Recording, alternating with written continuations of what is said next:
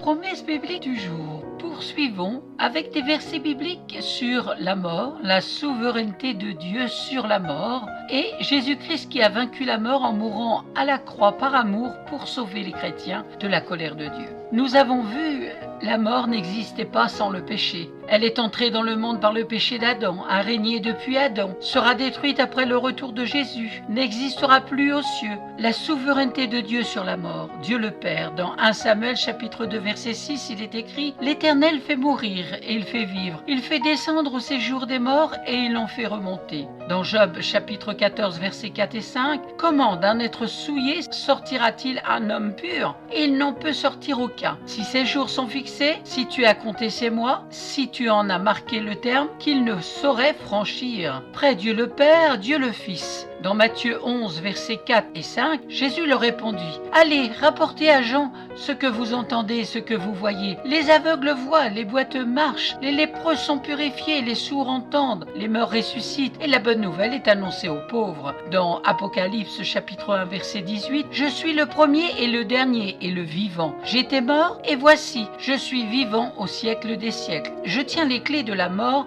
et du séjour des morts. » Après Dieu le Père, le Fils, Dieu l'Esprit. Psaume 139, verset 7. Où irai-je loin de ton esprit? Et où fuirai-je loin de ta face? Si je monte aux cieux, tu y es. Si je me couche au séjour des morts, t'y voilà. Voyons maintenant, la mort est réservée aux hommes. Hébreux chapitre 9, verset 27. Et comme il est réservé aux hommes de mourir une seule fois, après quoi vient le jugement. Le salaire du péché. Romains chapitre 6 verset 23, car le salaire du péché c'est la mort, mais le don gratuit de Dieu c'est la vie éternelle en Jésus-Christ notre Seigneur. Elle est agissante. Dans 2 Corinthiens chapitre 4 verset 12, ainsi la mort agit en nous et la vie agit en vous. La mort est universelle. Romains chapitre 5 verset 12, il est écrit, c'est pourquoi comme par un seul homme le péché est entré dans le monde et par le péché la mort, et qu'ainsi la mort s'est étendue sur tous les hommes, parce que tous ont péché. La mort est incapable de détruire l'Église.